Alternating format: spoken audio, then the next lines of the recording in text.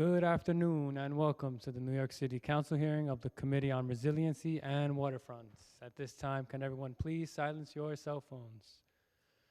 If you wish to testify today, please come up to the sergeant's desk and fill out a testimony slip. Written testimony can be emailed to testimony@council.nyc.gov. Again, that is testimony@council.nyc.gov. Thank you for your cooperation. Chair, we are ready to begin.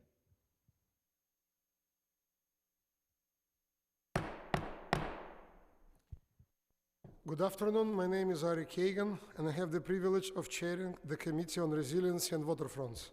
I want to welcome you to today's hearing on the Billion Oysters Project and nature-based solutions. The New York Harbor was once considered the oyster capital of the world. Oysters naturally filter pollutants in the water. An adult oyster can filter up to 50 gallons of water each day, removing organic and inorganic particles from the water.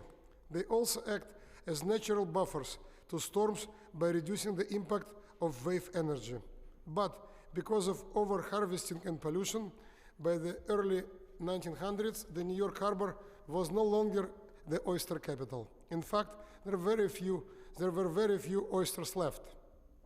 People know only about restaurants, but we're not talking about restaurants, we're talking about alive oysters. In 2014, the Billion Oyster Project was founded at the Urban Assembly New York Harbor School, a high school focused on marine science and technology located on Governor's Island. Their goal is to restore 1 billion live oysters to the harbor by 2035.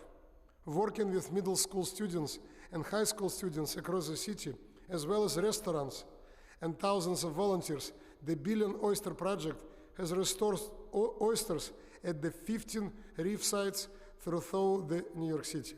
We look forward to hearing more about this amazing project during today's hearing. Of course, I'm particularly interested what is being done in Coney Island Creek. Oyster reefs are just one of many natural and nature-based features that minimize flood risk and increase coastal resiliency. Wetlands, artificial reefs along a shoreline, dunes, and marshes all provide important ecosystem services of wave attenuation, reducing shoreline erosion and flooding, and increasing shoreline protection.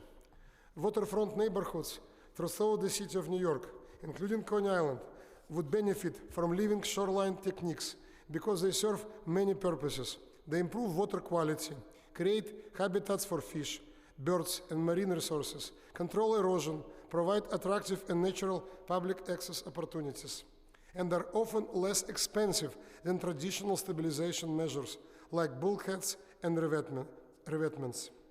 Living shoreline techniques are not appropriate in every location, but where they are appropriate, we should be using them.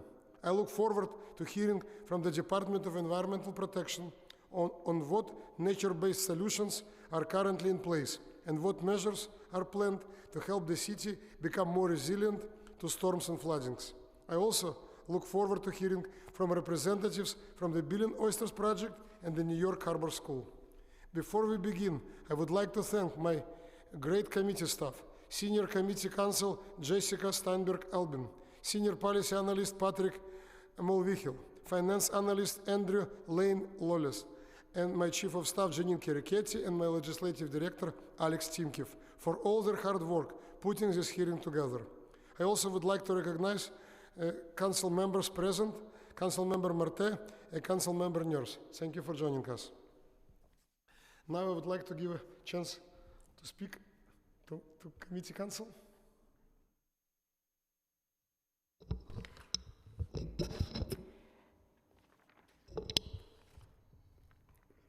The first panel that we will be hearing from today will be representatives from the Billion Oyster Project and the New York Harbor School. Peter Malinowski. Pete Malinowski, founder of Billion Oysters Project. The main topic of our hearing. Co-founder. Co-founder, okay. I can let go, that's good. I just want to say first, thank you so much for having this hearing, for your support and that wonderful introduction. and for all the support that we've gotten from City Council over the years. There are thousands of public school students throughout New York City who have been able to learn about New York Harbor, nature-based solutions, and how they can help restore it from the support of City Council. So we're incredibly grateful to that. We are working towards a New York Harbor that is ecologically restored, well-known, well-used, and well cared for by all New Yorkers. We believe that every single person in New York City has a right to access nature here in New York, and that our best chance to do that is with our largest open space. New York Harbor is bigger than Shenandoah National Park. It's an enormous space. The vast majority of the harbor does not have competing uses outside the shipping channels, and it's already, despite the centuries of over-harvesting and pollution, it's already bouncing back in such an amazing way, thanks to our colleagues at DEP and all the work that they've done to improve water quality. We now regularly find seahorses in New York Harbor. We can find seals, dolphins, whales, dozens of species of wading birds, ospreys, bald eagles, all coming back to the harbor, and it's an incredibly exciting time to be doing this type of work. But most New Yorkers don't think about New York Harbor as a resource that they have the right to access. And as New Yorkers, we think about leaving New York City to find nature. And what if we could all just walk down to Brooklyn Bridge Park or walk down to the Battery and look out and witness a great abundance of wild animals? And what if all of us and our children played a role in making that a reality? So we do at Billion Oyster Project, we restore oyster reefs through public education initiatives. We restore oyster reefs because that's the dominant habitat type that used to fill New York Harbor. Just like if we were restoring a forest that was predominantly oak trees, we would be using oak trees. And those oyster reefs, as you said, provide all of these ecosystem services that allow all these other animals to flourish, and for tens of thousands of years protected the land in New York City from storm damage. But we do it through public education initiatives because we believe that the best way to ensure long-term positive outcomes for the natural environment and for public school students is to train students to restore the environment, and that we can rely on students to hold the responsibility of restoring and protecting the natural world, and we can count on students to produce work products in school that have real value. So the students at the Harbor School that you'll hear from later today, I was a Harbor School teacher for 5 years, and these are students who, it's a small group of students, but they represent a group of 550 students who are driving boats, designing and building underwater reef structures, scuba diving, conducting meaningful long-term research projects, growing oysters, learning all of these industry skills, but practicing those skills through a real-world applied project. And at Billion Oyster Project, we've taken that style of teaching and learning and broadcast it throughout the city. We work with about 100 middle schools. We would like to be in all 1,700 public schools in New York City. We think that every young person in New York City has a right to know about New York Harbor and to be engaged directly in the work of restoring it. We've made great progress over the last 10 years. We've restored 100 million oysters, so we only have 900 million to go in the next 13 years, and we're working on scaling our work up to meet that goal. But we have an opportunity, if we all work together, to have a natural resource in the middle of New York City that we could all brag about. And that is a future that I want to see. I want to be going over the Q train in 20 years and looking down and just seeing birds and fish and whales swimming by. That's something that there's a realistic chance that we can achieve that if we all work together, continue the good work to improve water quality in New York Harbor, elevate the standards, what we expect of clean water in New York Harbor, and all work together to train students to restore oysters here at home.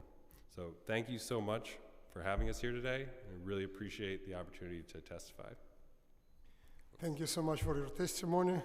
You described very important goal, billion oysters, so we have already 100 million, you said, so 900 millions to go. We have a little ways to go yet. Okay, thank you so much. Thank you.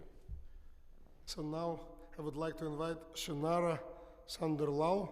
She is Education Outreach Coordinator for Billion Oysters Project.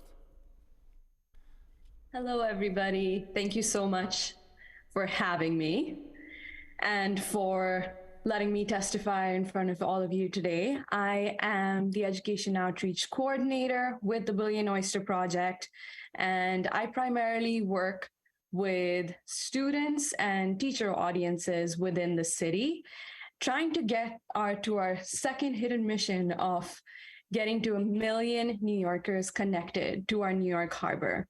We are building this community around the waterfront, like here, as you see in Brooklyn Bridge Park, where students are in the water, really connecting and seeing the species firsthand to be able to feel connected and also know and protect this environment moving forward. We want this work to continue through the generations to come.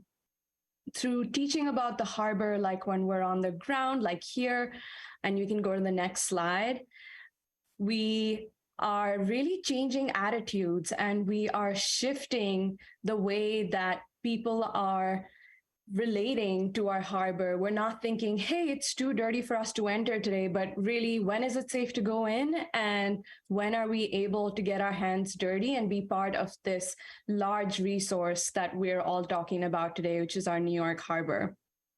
We are hoping to engage about 3,000 students more this year and train 900 more teachers to join this larger community that we've started forming since 2014. And here is actually a group of us out there monitoring our oysters and looking at their growth to be able to say, okay, we are part of this work. We're part of this community science program. And maybe these students will be inspired enough to pursue a career within marine education or marine advocacy and stay in New York and contribute towards the future of New York City's sustainability.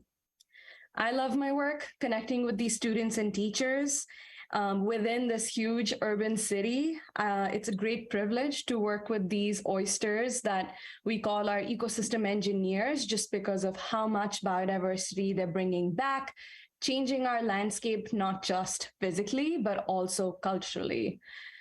Being brought up in New Delhi, India, I did not have the access to our local environment. And as well, our waters were also as polluted, and I did not go on as many field trips. And it was really that deficit that motivated me to pursue this as a career in connecting people with their local environments to have the impact that they have the potential to be able to create this larger carbon footprint within their own environment. So I am really excited to continue this work and stay inspired by meeting thousands of New York City students and teachers across all 5 boroughs in the city. And I want to continue shaping our next generation of stewards of our environment and innovators that are to come in shaping what the environment in New York City can look like, and also to shape solutions, creative solutions to our climate crisis. So thank you for listening. And I think we can end on this beautiful image with all these generations of different people coming together, doing the work, rain or shine, and to be able to make those connections to hopefully talk to their families and take this work even further. Thank you so much for listening and having me today. Shinara, if you could please just go back through each photograph. We'll start at the beginning.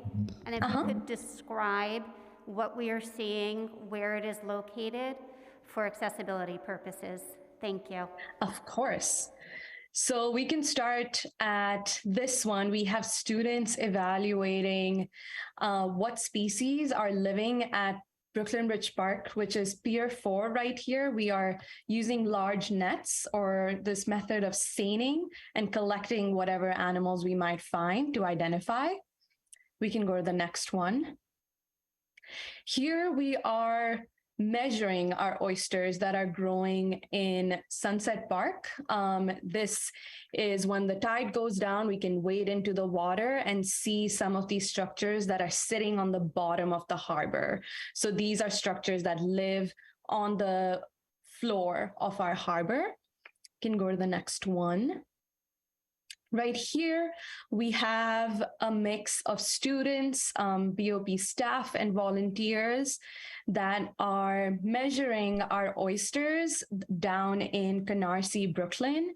And we measure our oysters at least twice a year, probably more than that, to just assess oyster growth and biodiversity around the area. You can go to the next photo slide. And here we have efforts of volunteer activities at our shell pile, where we collect oyster shells and other bivalve shells from 60 restaurants across the city.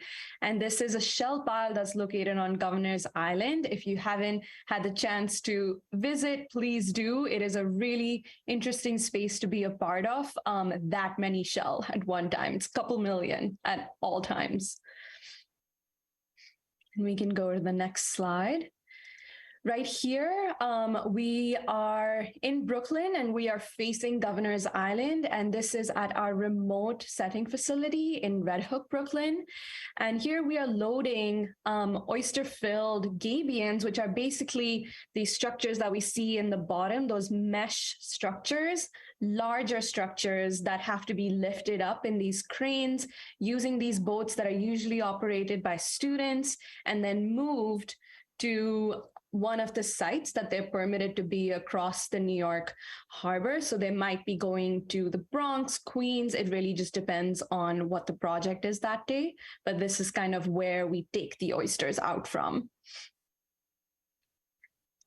And in the end, hopefully we all recognize this species, our line seahorse that you can find in the New York harbor. And this was found at East 92nd Street, the ferry dock in Manhattan. And we tend to find a couple a year, so it's always really exciting when we find one. And I think that's everything. Thank you. Thank you so much for this great presentation, very educational. So I would like to invite Jeffrey Chetirko, principal of New York Harbor School, to testify. Hi, how are you? Thank you so much for this opportunity. So thank you. I'm glad to be here today to speak on behalf of the students, teachers, staff, and families of the Urban Assembly New York Harbor School. My name is Jeffrey Chetirko, and I am the proud principal of this amazing high school located on Governor's Island in partnership with the Billion Oyster Project. Our school of 550 students is proud to provide a maritime industry pipeline, allowing New York City teenagers opportunities and real-life experiences to engage in education through restoration with Billion Oyster Project. The New York Harbor School provides a college and career preparatory education built upon New York City's maritime experience that instills in students the ethics of environmental stewardship and the skills associated with careers on the water. New York Harbor School's traditional academics, career and technical training programs, work-based learning, and college preparation ensure that our graduates are prepared for exciting careers in the maritime industry. Our 7 state-approved career and technical education pathways are aquaculture, marine biology research, marine system technology, vessel operations, ocean engineering, professional scuba diving, and marine affairs and policy. Our school's unique career and technical education program cannot and does not happen without the overwhelming support of the Billion Oyster Project. The work of Harbor School and BOP helps in breaking down the barriers for New York City students and entering into the maritime industry by providing New York City students the opportunity to engage in the mission of planting 1 billion oysters in the New York Harbor by year 2035. Our partnership with the Billion Oyster Project with our own school's mission in educating our city's citizens about climate change. Billion Oyster Project provides financial support as well as numerous paid staff whose sole responsibility is to work alongside teachers and administrators in providing support to working with our city's youth. Additionally, BOP works with over 75 elementary and middle schools around New York City, creating awareness and appreciation for climate research. These schools are located in all 5 boroughs and are ever increasing. Similar to BOP, our own school receives students from all 5 boroughs, where students commute on average 1 hour each way. Yet we still maintain an attendance rate of 92%, which is over the city average. This is because our students are challenged by curriculum and real-life experiences that do not happen without BOP's engagement with our school and their support. We are proud of the work that we do with Billion Oyster Project. I see the work that BOP staff do each day and their commitment to making our city and waterways a better place to live each and every day. Through the leadership of Pete Malinowski, the staff and executive board are fully committed to making New York City sustainable and at the forefront of climate research and restoration. And I'm particularly appreciate Billion Oyster Project and their partnership with us around internship opportunities. Last we checked, over 80% of our students, before they graduate, have an internship opportunity, and a large portion of those students are working with Billion Oyster Project before they graduate our school. So thank you so much for giving me this opportunity to speak on behalf of the Billion Oyster Project today. Thank you so much for your presentation, and thank you for your great work educating students in our future New York City and national leaders, you know, like especially in environment and wildlife. Thank you very much. Thank you. So I believe now it's time to ask questions. Okay, I would like to ask a few questions to Billion Oysters Project, if you don't mind. So can you give the committee some background of Billion Oysters Project? When did you start? Like, do you have any staff? Like, how big is the project itself? Yep, so we started restoring oysters out of a high school classroom on Governor's Island when the school moved to Governor's Island in 2010. And that's when the first oysters went in the water. And that was Harbor School's oyster restoration program. And then when that grew and we received funding to build oyster reefs, we were able to expand the project, and we started calling it Billion Oysters. We actually started calling it Billion Oysters NYC originally, because we thought it would be a great public-private partnership similar to Million Trees NYC. And we spent several years pitching that to the mayor's office, and then we decided to launch Billion Oyster Project in 2014 as an private initiative of the nonprofit. So it was born out of Harbor School. We launched our website and hired our first staff in 2014, and that's actually when I went from being a public school teacher to a nonprofit employee. And then at that time we had a handful of staff. We're now 43 full-time staff based on Governor's Island, and I think that answers your questions. Yes. I also would like to acknowledge we were joined by Council Member Sariola and Council Member Palladino. Thank you for joining us. So, second question, which is primarily the main reason of this hearing, is like, what are some of the benefits of oysters to our city waterways? Just like list them all. You know, you can think of an oyster reef system just like a forest. So a forest is a three-dimensional complex ecosystem that performs a variety of benefits, and we all know those. Better air quality, more animals, hold the land together, carbon sequestration, all of that. Oysters do the same thing, but they're in the water. You can't see them as well. But an oyster reef stabilizes the bottom, provides food and habitat for hundreds of species of animals. Large oyster reefs and oyster reefs historically in New York Harbor protect the shores from wave events, and of course they filter the water and can improve water quality. But the most important thing that our oysters do for New York Harbor is they get people excited about the harbor, and that is far more powerful. The will of New Yorkers to take care of and preserve, protect, and improve the water quality in New York City will have a much more dramatic impact on water quality than all the oysters in the world. And through our educational programs, the oysters, they don't do a whole lot. They don't seem like exciting animals, but they capture public enthusiasm in a way that is really dramatic and exciting and allow us to get all different types of people excited about New York Harbor in a new way. Thank you. You already made us all excited. So you already mentioned that you already, I would say, harvested or used 100 million oysters. So, but when are you planning to reach the goal of 1 billion oysters? Your target is 2035 or earlier? Our target is 2035, and and it's an ambitious target. We think we can reach it, but we're going to have to, keep scaling up in order to get there. So it's not supposed to be easy. That's why we set the goal that way. Since we are in City Hall, what additional funding besides City Council initiatives can you receive from the city? What additional funding? Mm-hmm. So we have, a lot of different funding needs to scale up our operations. We're a nonprofit. We fundraise all the time. We're grant funded by public monies through the State Department of Environmental Conservation. We've worked directly with City DEP before, and the Governor's Office of Storm Recovery, a variety of private foundations, but we need a lot of funding.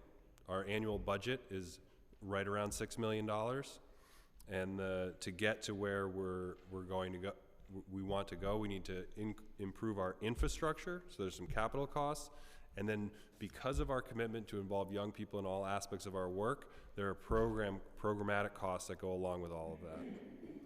So we're talking about triple, 5 times more do you need to achieve your goals, or how much money are we talking about? Yes, I think that we would have a realistic chance of meeting our goals if we were able to double our budget, our current budget. Okay, I also would like to mention that we were joined by Council Member Gennaro. Thank you for joining us. So, have you installed any oyster reefs at Coney Island Creek? I represent Coney Island, That's so such it's very an important for interesting me. question, and I'm so glad you asked it. Coney Island Creek is one of my favorite places in New York City, and it's one of the few places where there are wild oysters.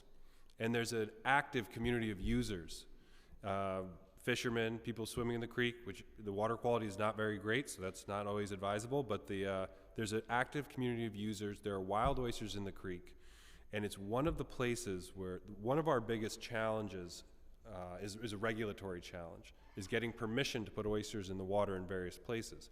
And that is most challenging in where the water quality is worst. So in places like Coney Island Creek, Newtown Creek, Gowanus Canal, the Bronx River, places with really poor water quality, while oysters would survive, and they can, in many of those cases, they could survive and they can do their best work in those places. Because those oysters would be dangerous to people who harvested them illegally and ate them, you should not eat any oysters from New York Harbor. But because of that, the oysters that we have put in Coney Island Creek, we've been required to remove before they reach market size. And that's not a good practice. It's not good for restoration, obviously. If you want to leave the oysters in, they grow and they reproduce. And so that is a regulatory challenge that I think if the city or the city council had clear priorities on where we want to restore oysters and the scale that we want oysters restored at, it would make it easier for us to do our work. And we would love to put more oysters in Coney Island Creek. So let me rephrase. So first of all, you're saying there are no oyster reefs right now in Coney Island Creek, correct?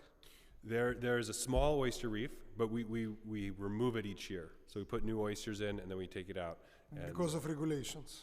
Because of existing regulations at that site, yeah. And you're saying it's not sensible regulation, you're saying it should be changed? Yes, I think we should all be allowed to restore and enjoy native keystone species in our city where they used to be. I don't think that there should be regulations limiting the important natural organisms that play vital ecosystem roles. So that's my personal preference. Is it New York City or New York State regulations? I would say anywhere, but those are so the New York State Department of Environmental Conservation does a fantastic job regulating seafood, regulating shellfish in New York State, and keeps us all safe at restaurants, and they do incredible work doing that, and we are partners with DEC, and we work together to restore oyster reefs. But that particular issue about the human health risk of oysters is a point where we diverge and we have different perspectives. And so, from the perspective of a restoration practitioner, I believe that oysters should be allowed to be anywhere because they perform these vital ecosystem services. They are seen by state regulators as a public health risk because essentially New Yorkers cannot be trusted to live near a natural resource that could make them sick if they eat them, harvest them illegally. And because of that, it makes your specific question about Coney Island Creek, that's the challenge there. Got it. So, one more question. Through the shell collection program, how many shells are collected from restaurants per week? Talking about restaurants. So we collect right now from about 65 restaurants. The peak was 80. 65 restaurants? The peak was 80 before the pandemic. At our absolute peak, we were getting 10,000 pounds of shell per week out of the waste stream. I do not know how many shells that is, but it's a lot. And now I think we're probably around 6,000 pounds of shell per week.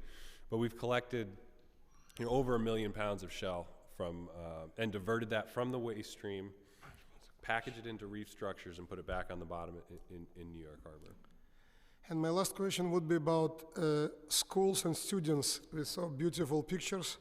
And I know you work closely with many students. So are you working with schools and students throughout the New York City or only New York Harbor School?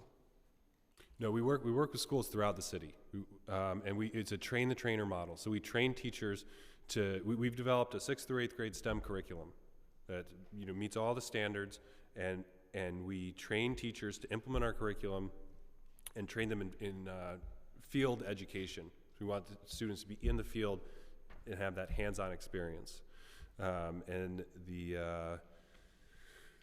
each school, almost completely free of charge, gets to come out and get trained. They get a box, an oyster research station full of live oysters, science equipment, field guides, and the curriculum, and they receive professional development to be able to implement it, and then they can go back to their school, hang the oyster cage over the edge at a site near their school, and learn all of the background knowledge that's required in order to be effective field scientists at that oyster research station. And then a couple times a year, they'll come out into the field, pull the oyster research station up, monitor the live oysters, identify the other animals that live on the cages, understand the water quality parameters, and then report all that data back to us. So we have a network of schools who are all working together on this, and everyone comes together on Governor's Island for our annual research symposium, which you all should definitely come to. It's my favorite day of the year.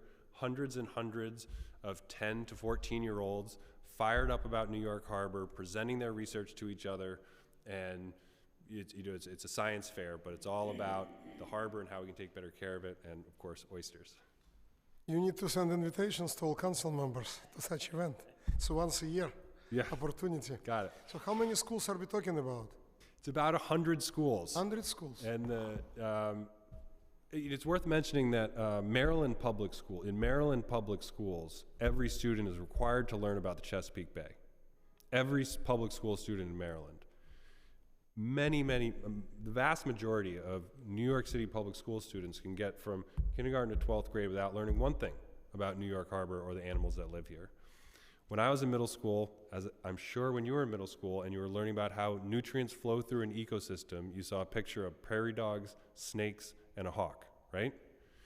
We should be showing students in New York City pictures of lobsters, blue crabs, ospreys, seahorses, black sea bass, oysters, all of the amazing animals that live right here in New York City. Beautiful. Okay, I would like to give a chance to ask a few questions to my colleagues. First, Councilmember Marte, please. Thank you, Chair Kagan, and thank you, Pete, and everyone else for being on today to testify. I'm the council member that represents Governor's Island and Billion Oyster Project, so this is one of my favorite hearings that we had all year. And it's great to see Pete in his shirt and his suit jacket looking sharp. My question is, we already talked about some of the challenges, right? The financial challenge, you need to double that. Some of the regulatory challenges you have. what are some other obstacles that you have currently or that you can foresee that specifically the city council can assist you on? Well, interestingly, many of the challenges that exist throughout the city, have been considered and addressed through the comprehensive waterfront plan. And what we deal with is, it's a surprise to no one here, but there are different levels of access to New York Harbor in different neighborhoods in New York City. And access to the harbor can be, if you live near Brooklyn Bridge Park or Hudson River Park, you have very easy access to the harbor. In other places in New York, it's not easy. And so and we deal with those barriers. We have a community reefs program where we put small oyster reefs in communities and work with those communities to get down to the water's edge. And there are barriers to access throughout the harbor. And the comprehensive waterfront plan attempts to address some of those concerns.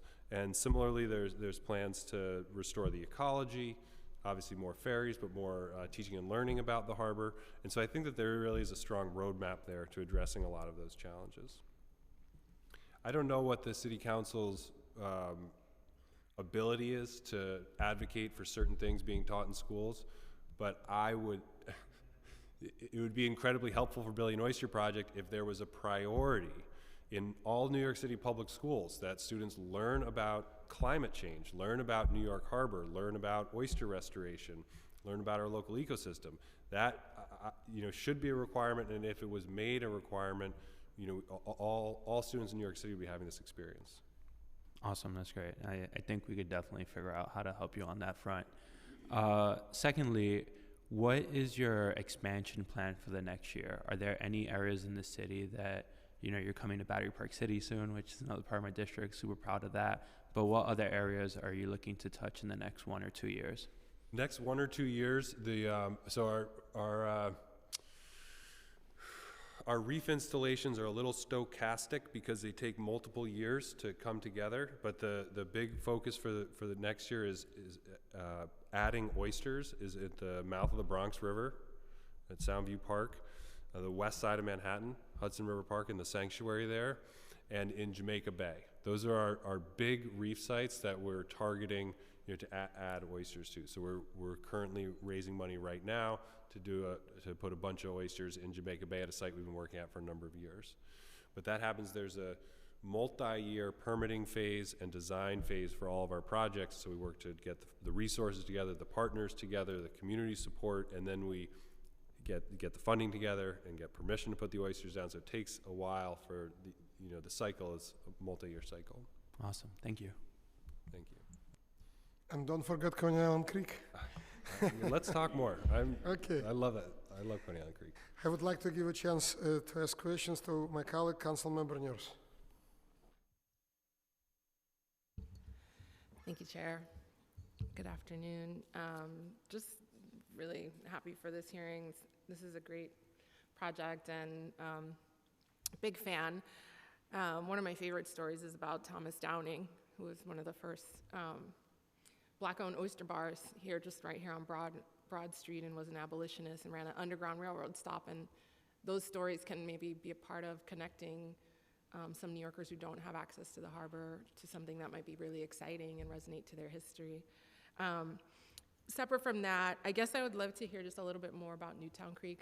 Ari always, Councilmember Kagan always talks about Coney, but we also have a polluted creek up where I'm at. So I'm just curious about how things are going there and what's the work that you all have been doing. Yeah, so another one of my favorite places in New York City. But so interestingly, there are wild oysters in Newtown Creek also. They go about into the nature walk. And then the dissolved oxygen in the creek continues to fall, and they sort of give way to rib mussels, which can survive lower dissolved oxygen. But so there's a wild oyster population in the creek. We, in the past, have had research cages of oysters in the creek. We're working right now to try to get permission to put new oysters in the creek right by the wastewater treatment plant there, just a little ways in from that. It's very complicated that because of the Superfund designation and because of the water quality concerns, that's that's a site we've been trying to put oysters at for a long time, and has remained a challenge to get permission to put oysters there. So sort of a too dirty to clean mentality. So just to dial in on that more, because I'm just confused. Is there a lot of occurrences of people fishing in Newtown Creek? Like a high enough rate of incidents that is alarming?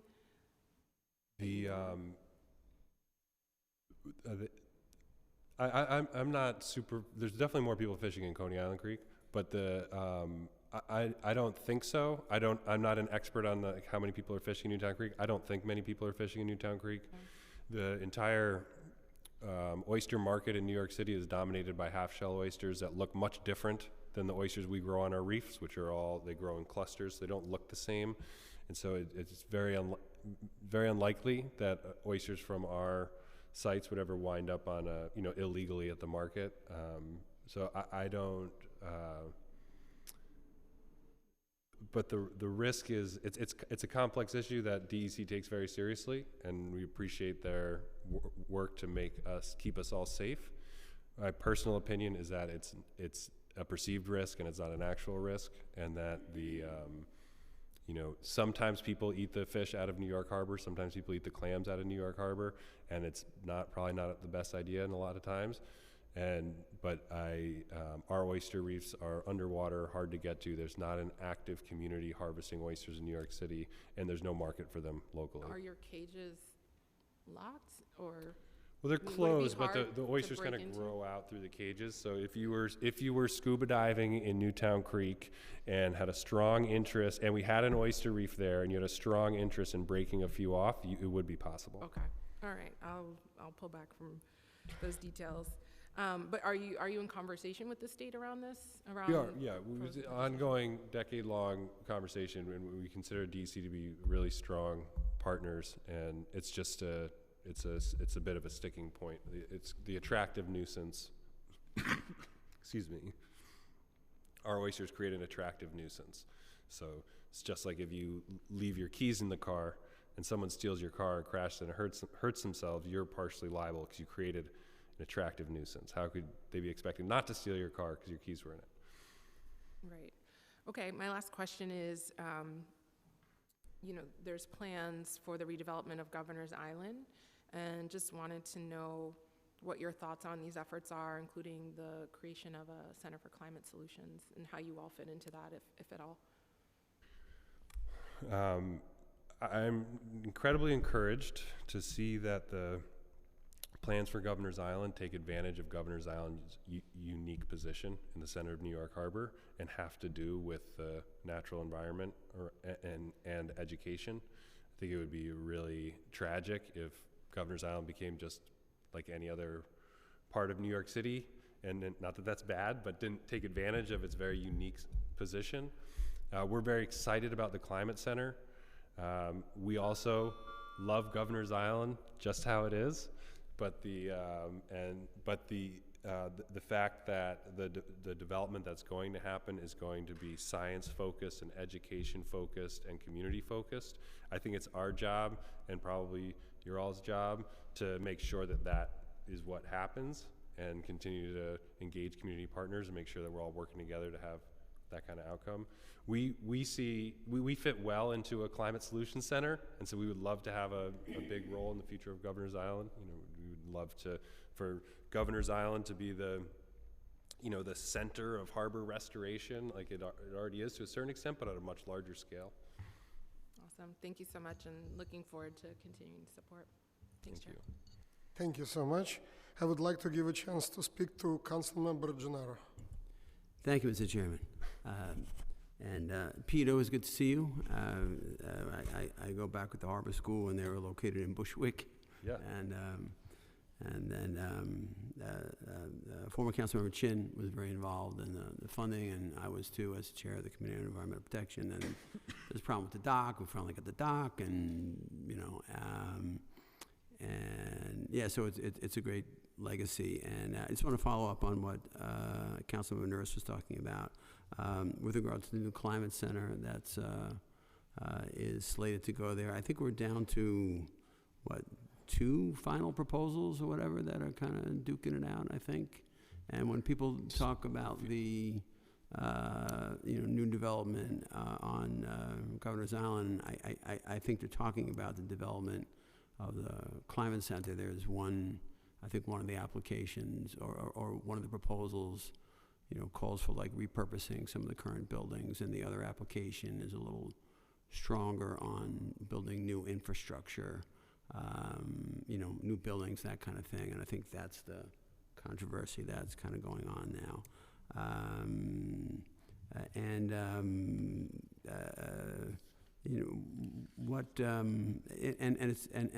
It's my understanding, not that I'm in the hunt, not that I have anything to do with this, but it's I think is it fair to say that the folks from Stony Brook have been a little more forthcoming in working with the Billion Oyster Project, because they got they've got a great marine sciences center there now, SOMAS, as you probably know. And have you had more interaction with them than the other applicant? Because I'm hearing, because I'm like a Stony Brook guy, so I'm like connected with those folks, not on this particular effort, but I have a long history with the School of Marine and Atmospheric Sciences. Have you had direct contact with the people at SOMOS, meaning Stony Brook? Yeah, so, and thank you for all of your support for so long. We're in contact with all the teams. We are definitely in the most contact with the Stony Brook team. Yeah. Who are you talking to over there? Shepson? No, we talked to,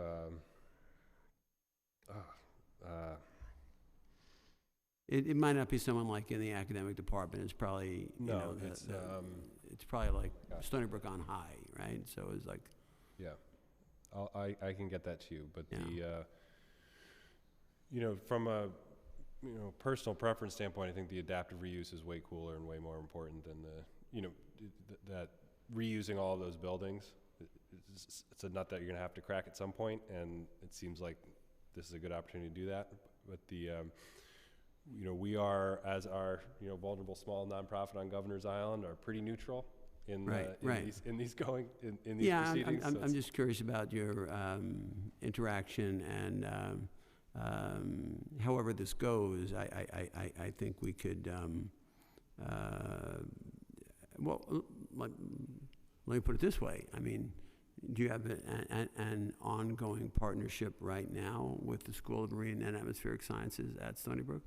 Is that something that exists now? Yeah. We there's not like a written MOU or anything like that, but we consider all of our research, our installations to be research platforms, and researchers from academic institutions at CUNY and SUNY and Columbia and NYU all come in different ways and interact with their students, or partner on various issues and various things that come up. But there's no formal arrangement. Right. Yeah.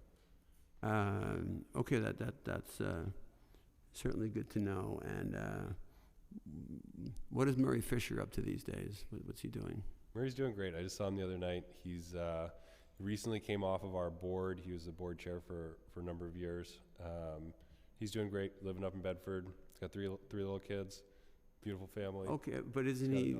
Oh, so I thought he's not involved with the. He's not directly involved. He'll always be involved. He's a great mentor and friend to me, and he's incredibly supportive of the organization and helpful ongoing. But his sort of official association ended when he came off the board of directors a couple years ago. Okay, but he's again got a great legacy with the school and did so much, and it wouldn't be there. Legacy. It wouldn't be there if not for him. So, thank you, Pete. Good to see you here, and thank you, Mr. Chairman. Thank you. Thank you so much. Thank you, Pete, for your presentation and your great work. You're always welcome to City Hall. Always welcome to contact us. Listen, it's very important what you're doing, because it's not just for wildlife, not just for environment. I believe it's for entire New York City. It's vital because it's improving life and improving image, improving our waterways, cleaning up waterways. It's very important. Thank you very much. Thank you all very much for having us. Thank you. Now I would like to invite Vincent Sapienza, Chief Operating Officer, New York City Department of Environmental Protection.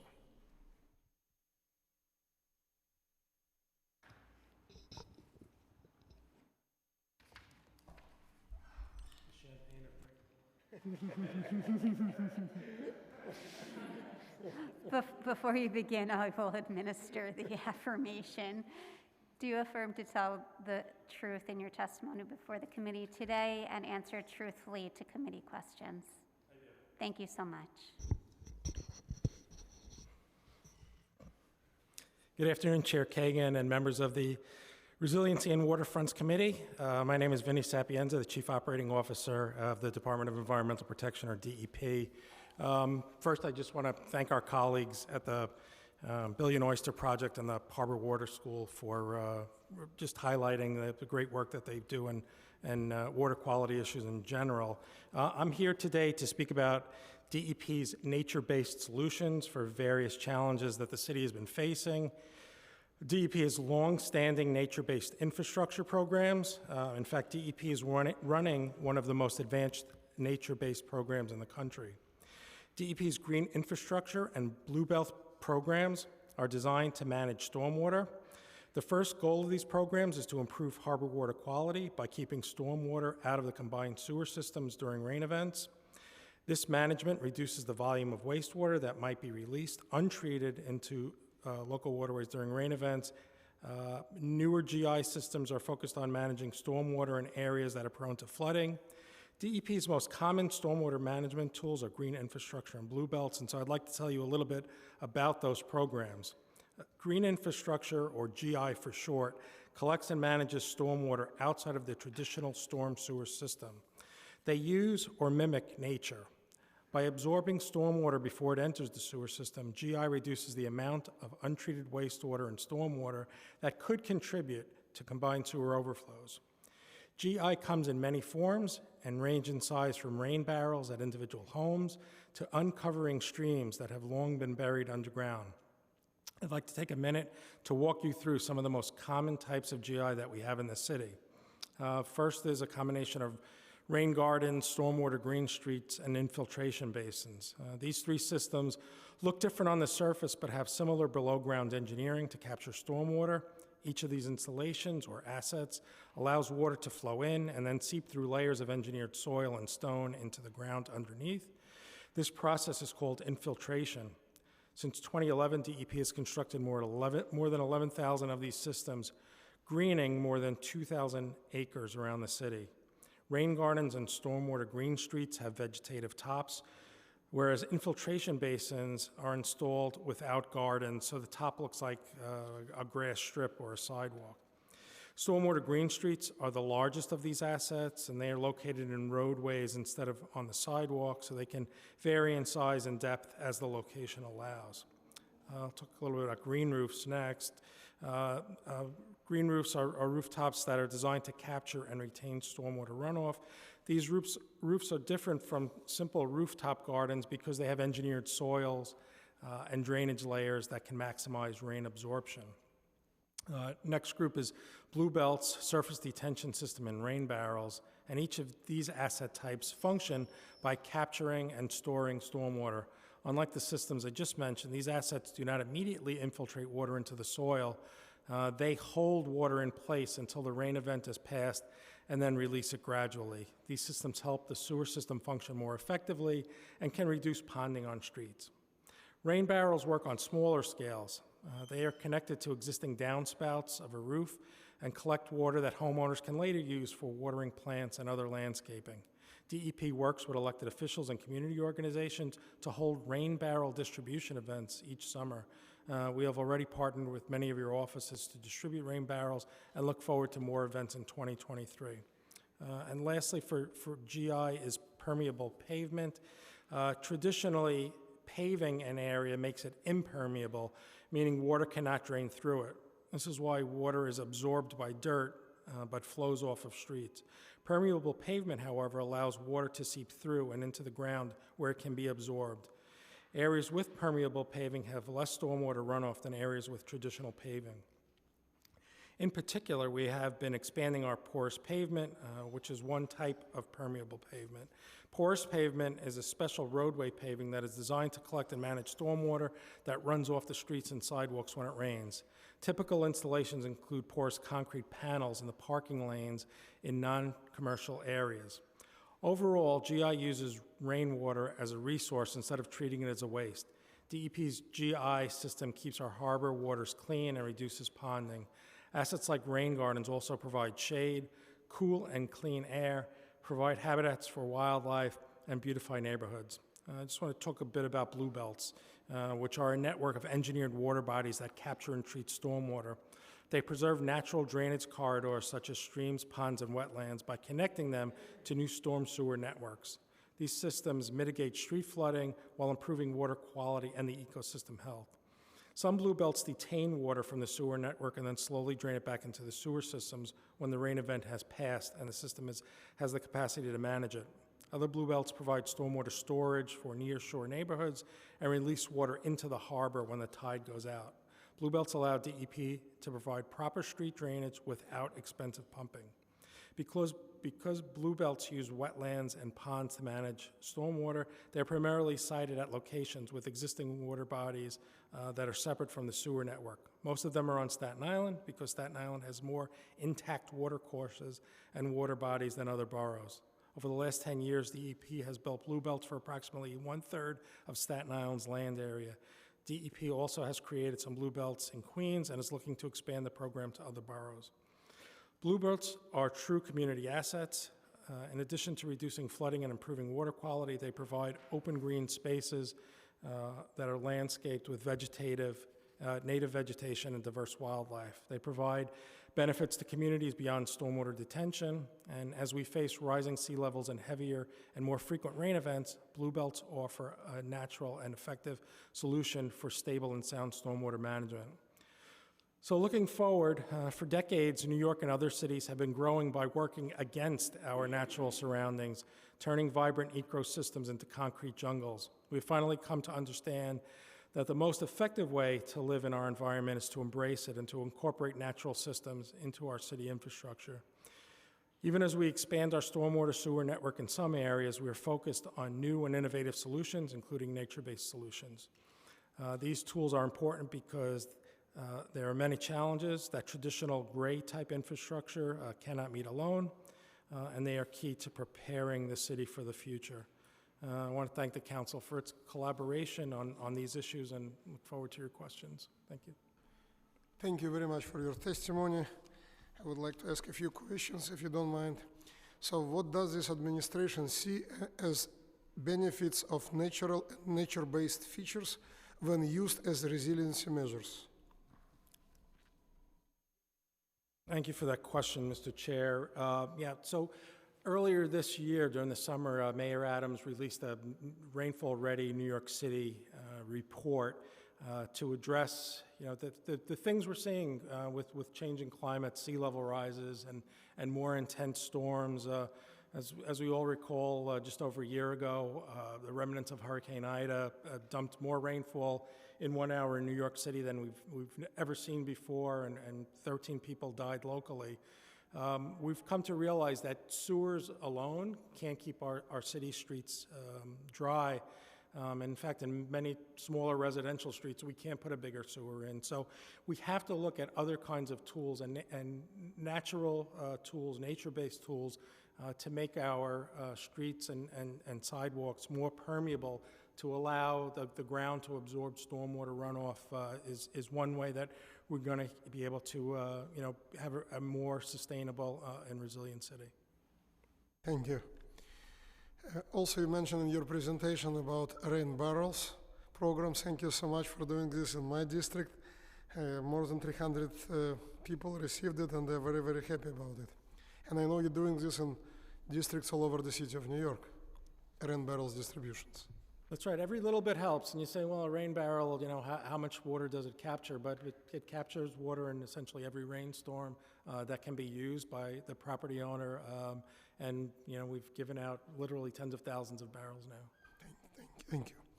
So what resiliency projects are currently in construction that incorporate natural or nature-based features. Please describe these projects.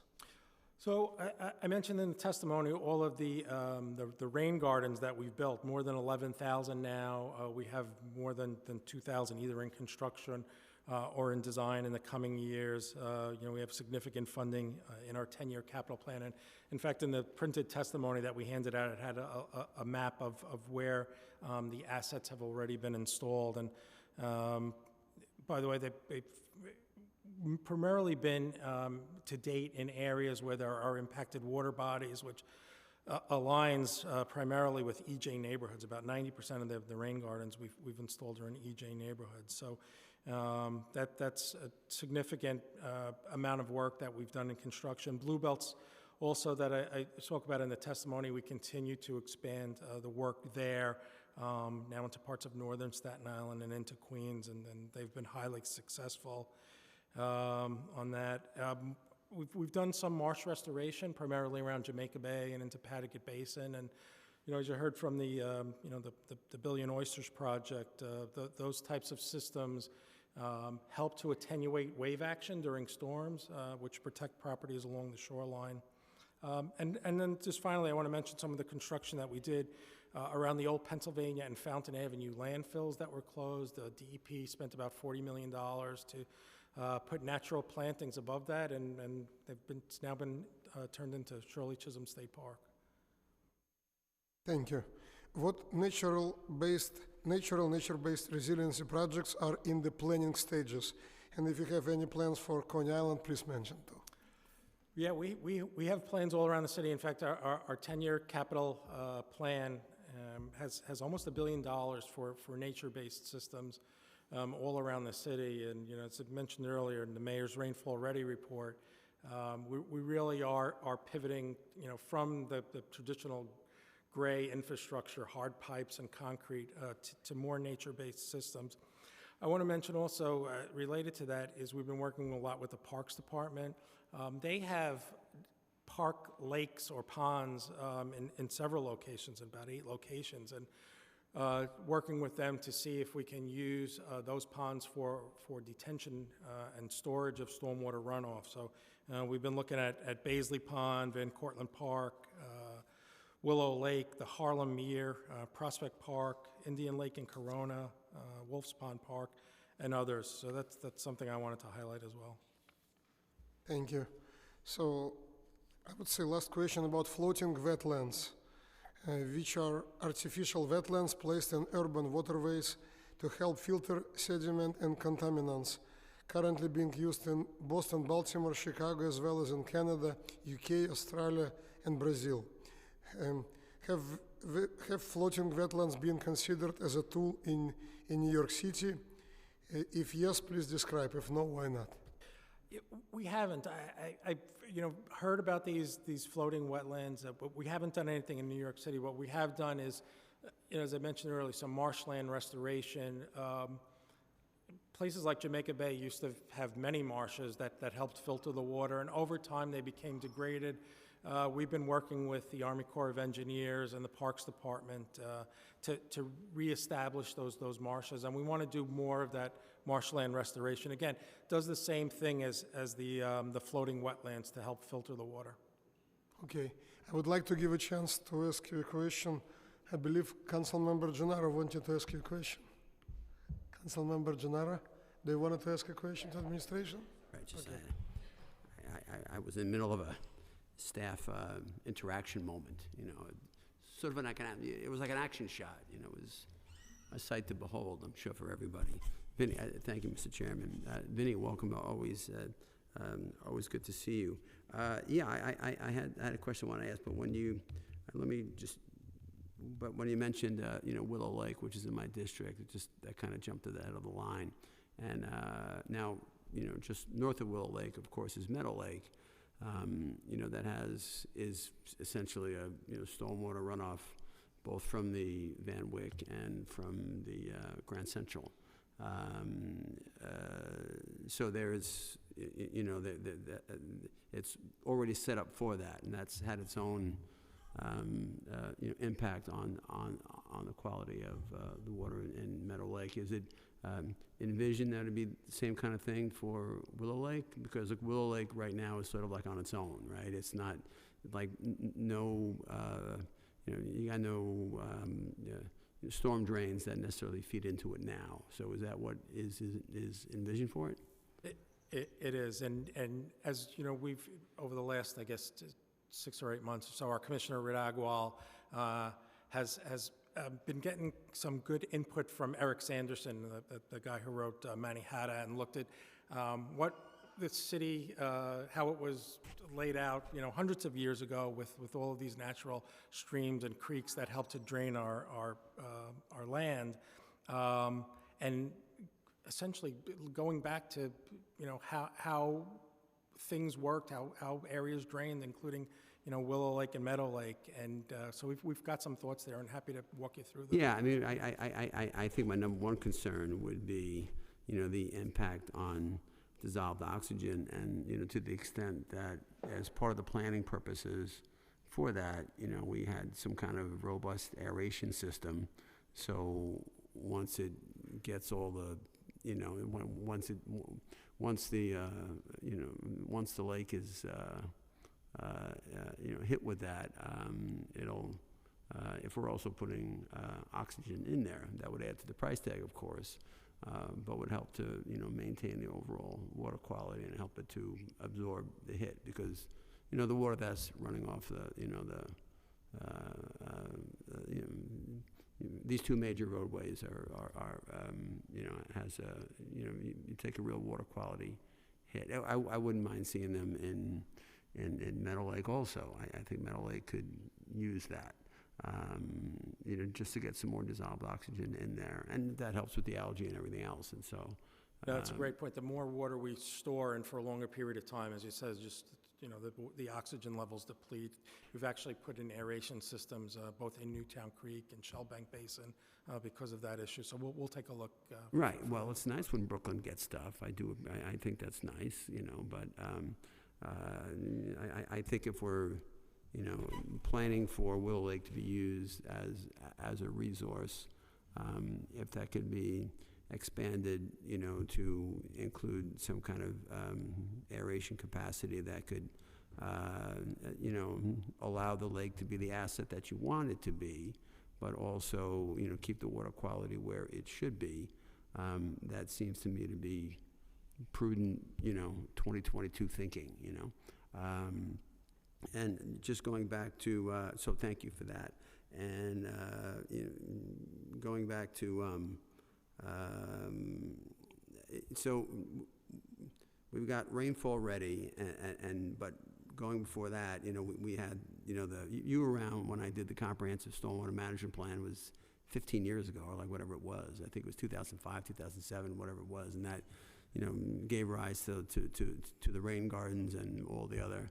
But that was done with a view towards, mitigating CSOs. That was really what that was about.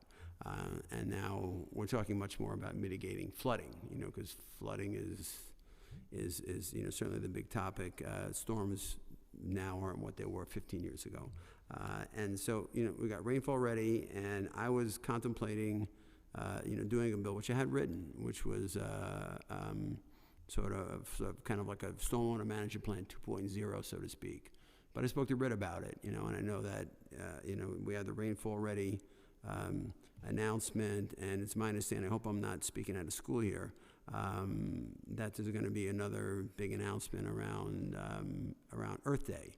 That'll take the rainfall ready and make it into like a much bigger thing. And I thought, to work cooperatively to take whatever that is and, crystallize that in law might be, something that will, succeed this council and, this administration.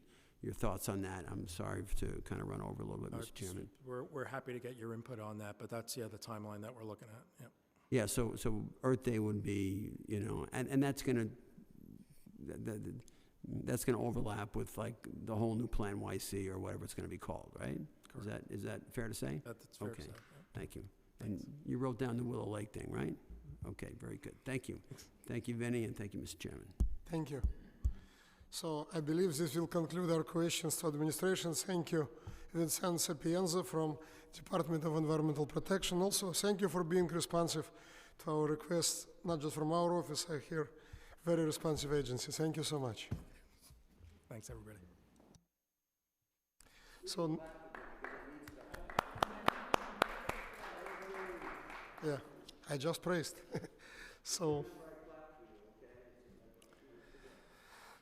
I would like to move now to a public testimony section. I would like to give a chance to testify through Zoom virtual to several students from Harbor School, Connor Peary, Ciara Liver, and Somer Stevenson. So first is a Connor Perry. You may begin. Here, hold on, I'm just figuring out my camera. Oh, hi. Hi, thank you for having me on this panel. My name is Connor Perry. I'm a junior at New York Harbor School. And for the summer of 2022, I did an internship at Billy and Oyster Project. As we know, Billy and Oyster Project is trying to restore oyster reefs around New York City's harbor in order to clean the water and restore a native population. In my time with BOP, I've experienced firsthand how oyster reefs are restored and how BOP monitors how well the oysters are doing in their surrounding environments. During my internship, I traveled around the city to all 5 boroughs, visiting different reefs at different times of the day. I worked with lots of different interns and employees of Billy and Oyster Project, and we would go around and monitor reefs and collect data such as like oyster measurements and the live dead ratios for oysters. I learned a lot about how different environments have differentiating impacts on oyster reefs. Some locations, especially near more busy channels, had a lot more of a negative effect on oyster growth, while some locations allowed for oyster reef populations to flourish. Being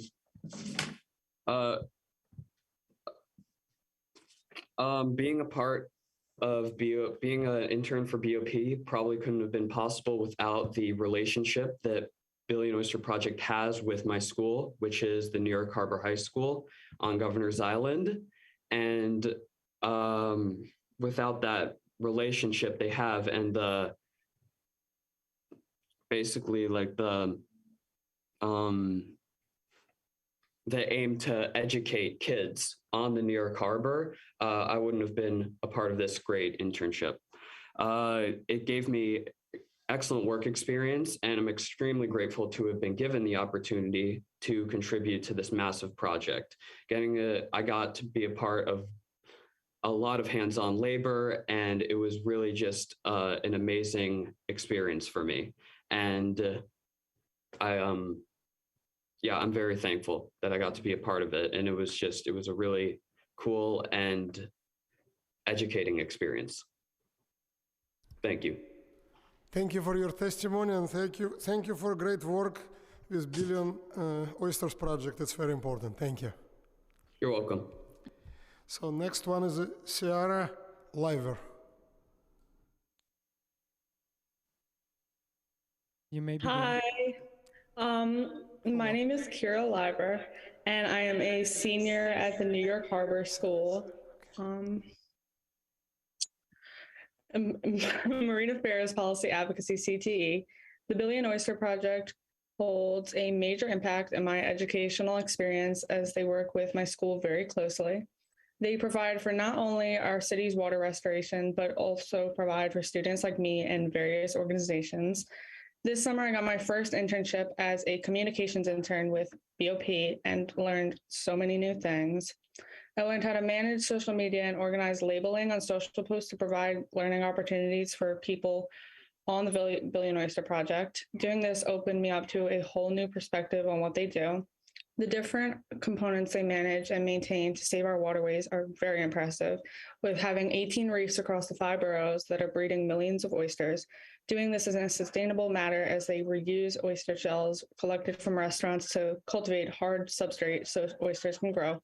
I've seen the way the communication workers work out to reach out with people across the city to make this happen.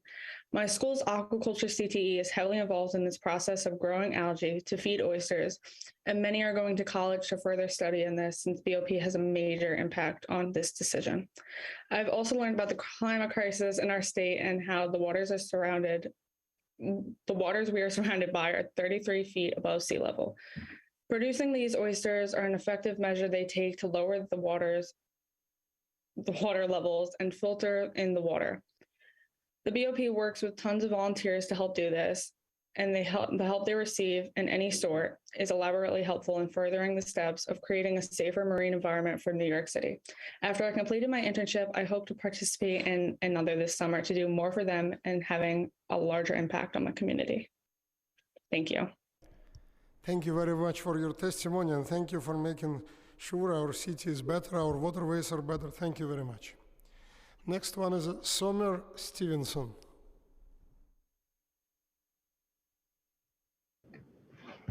Hi.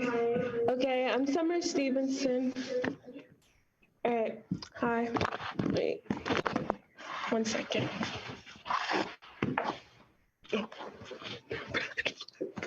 Okay.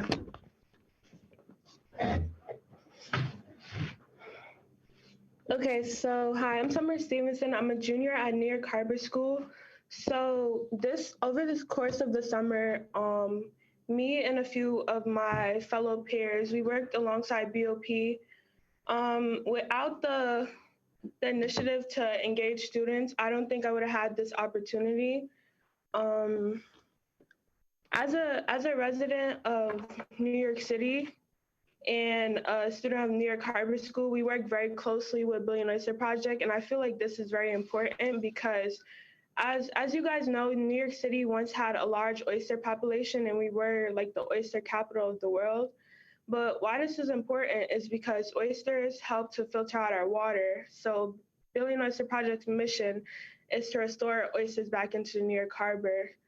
Over the summer, I was a community engagement intern, so I worked a lot with speaking to youth, like especially elementary and middle school students, to try to get them involved like before they get to like high school, because right now we are in high school and we do have like great opportunities working with Billion Oyster Project and different internship opportunities. And even aside from internships, we work closely with them just in our school day, like with our CTEs and stuff.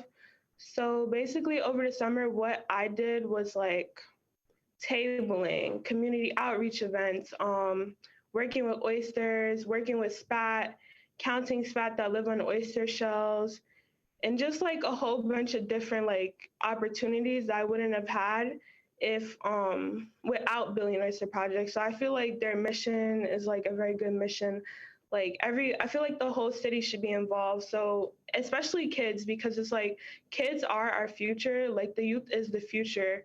So like the more people we get involved and the younger that we get them involved is the more like they'll want to make change. Because we have been seeing like a lot of growth in our harbor. Like the water is like the cleanest it has been for 100 years, for the past 100 years.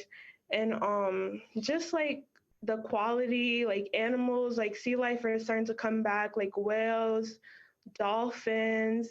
Like there was actually a Columbia University study about how like whales and dolphins are moving back into the harbor, and they have been spotted like for the past 3 years. So I just feel like this is very important, and like I'm so thankful to have Billion Oyster Project working with our school and like other schools around New York City, because it is like really important to us, and without it, like I don't know where we would have been right now. Thank you. Thank you so much. You learned quite a number of skills, huh? You can now already, like, you are a leader in our city. Thank you very much. So, next testimony is Sam. Thank you. Thank you. Thank you very much. Next testimony is Sam Jackson, Metro Flood Defense.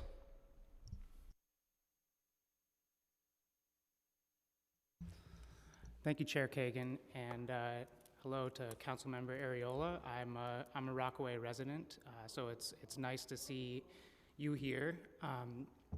I prepared remarks for today and written testimony, which I submitted, and Councilmember Ariola, I'll give you a copy of that, and Councilmember Kagan, I've already given you a copy. But I'm not going to read my remarks. I'm going to speak from the heart today because this is an issue that's really, really, I think, really important for not only everyone in New York City, but everyone in the whole region. I first of all want to say I think we have one representative from Billion Oyster Project. Thank you for everything your organization has done. Billion Oyster Project is the benchmark for coastal resiliency organizations in New York City. I don't believe anyone has had the wide public impact that Billion Oyster Project has had. And as we work to develop educational programs for New York City public school kids to educate them about the harbors, we look to Billion Oyster Project. And one of my colleagues is a harbor school graduate. But I'm really here today to point out what is already obvious to everyone in this room, and that's that systems like oyster beds are absolutely key, and restoring wetlands are absolutely key. But nature-based solutions are only one layer of what we need to do in the city. And I'm very concerned, as are my colleagues, that the current plan that the Army Corps is putting forward is not going to protect everyone from storm surge. And there's one nature-based solution that really needs to be brought up in this hearing, and that's the unique geography of New York Harbor. New York City has over 500 miles of coastline, and all of those miles of coastline flood through an opening that's 6 miles wide from Breezy Point to Sandy Hook, New Jersey, and 1 mile wide at the Throgs Neck Bridge. And if we find a way to do what they've done all over the world, in countries all over the world, and what Dutch engineers and our scientists, I work very closely with scientists from Stony Brook University, Professor Malcolm Bowman is the chair of Metro Flood Defense. Our scientists believe that there's an opportunity to do what's already been done all over the world, and instead of doing 550 miles of perimeter barriers, which is basically what the Corps is planning right now, along with a few single basin Seagate systems, we could have one system that would protect everyone, not only in New York City, but also hundreds of miles up the Hudson River and hundreds of miles in New Jersey. And there are opportunities to do that. There are several locations for an outer harbor barrier, and I'm here today to say that we need to look at that as a nature-based solution. The geography of New York Harbor is unique, and we need to take advantage of the Dutch principle of shortening the coastline. We need these nature-based solutions to protect us from smaller storms and to minimize wave action and make it so that we don't have to close these Seagate systems. They can be open 99% of the time. Our scientists believe that they will not affect the flow of the harbor. What they'll actually do is restore it to what the flow was before the dredging of the Ambrose Channel by only lowering the flow by 7%. This has been done all over the world, and this is New York City, and if they can do it there, we can do it here, and if we do this, then that means that we don't have to build 20-foot walls along the perimeter, and we don't have to leave communities vulnerable and disrupt communities by having construction happening all over the city. Instead, what we can do is build one system, an offshore system that protects us from storm surge, and that means that we only need to have perimeter barriers that protect from sea level rise. So that means 2-foot barriers instead of 20-foot barriers. And this is something that we need to get the attention of everyone in New York City right now. The Army Corps' right now, there's only a few weeks left in the public comment period, and while Colonel Lozado and others from the Corps have been very adamant that this public comment period is real and that they are going to take comment, most people in New York City don't know what's happening. People in Chelsea don't know that the West Side Highway is going to be behind a 20-foot wall, that all of the beautiful waterfront parks we've built are going to be behind a 20-foot wall. I'll leave it there, and I would love to continue this conversation with you, council member. I'd love to come by. I teach sailing in Jamaica Bay.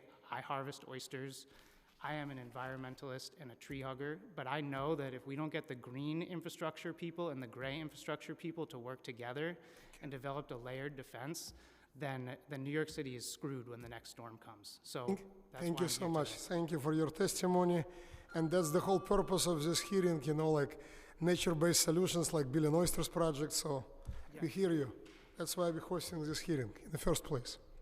So the next public testimony is Paul Gallet, Columbia Climate School, Resilient Coastal Communities Project. Paul Gallet. Hey, thanks very much, Chairman Kagan, and to the other members of the committee, and also, of course, to the members of the staff. I'm with the Columbia University Resilient Coastal Communities Project. It's a partnership with New York City Environmental Justice Alliance, seeking to foster equitable solutions to flood risks, along with complementary benefits like habitat restoration, job creation, more empowered communities. And I have 3 points, all of which have been written down in the testimony. So you have the testimony, and I can just talk about the high points.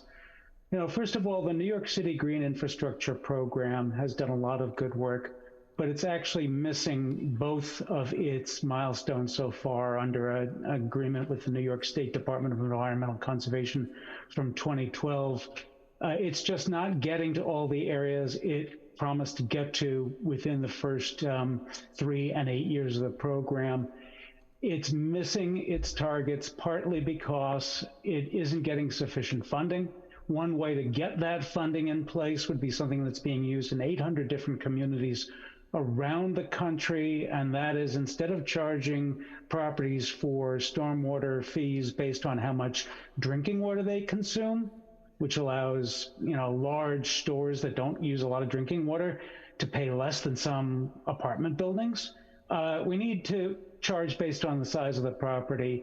It's laid out on page 3 of the testimony. It links to a report by Riverkeeper and a number of other organizations called Building an Equitably Green NYC. This idea of rate restructuring so we can pay for more green infrastructure and make the commitments that we promised are essential.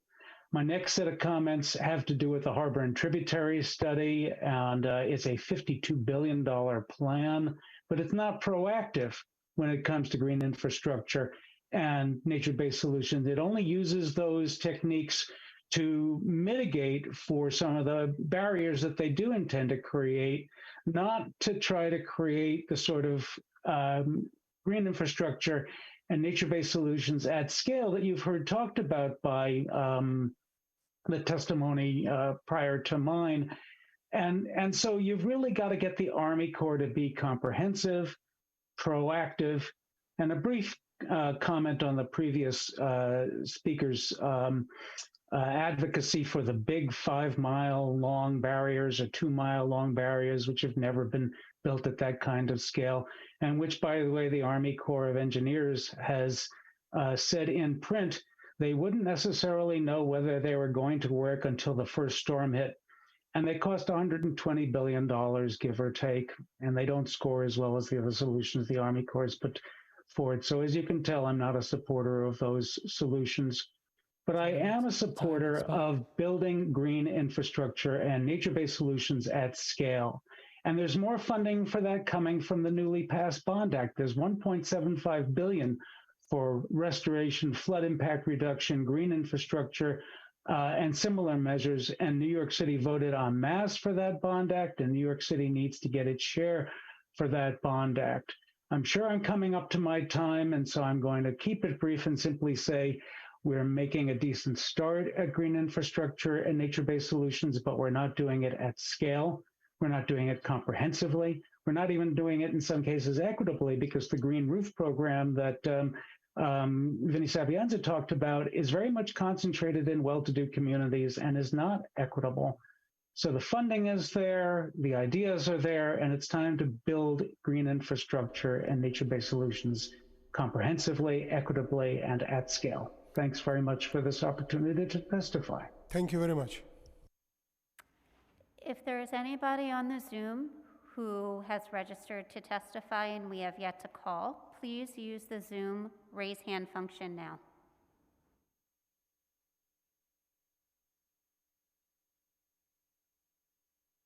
Seeing none, I will turn it back to the chair to close out the hearing. Thank you. Before we end, I would like to thank my committee staff, Senior Committee Counsel Jessica Stenberg-Albin, Senior Policy Analyst Patrick Mulvihill, Finance Analyst Andrew Lane Lullis, my Chief of Staff Janine Kiriketti, and my Legislative Director Alex Timkiv for all their hard work putting this hearing together.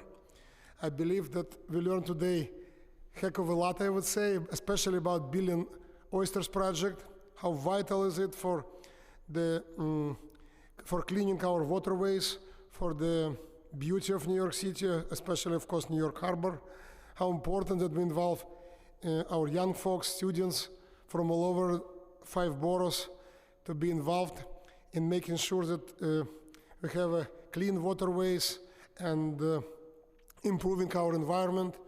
And I would like to thank everyone who participated, everyone who made testimonies, and everyone who is, again, making our waterways, our future of our city, better, safer for everyone. Thank you so much.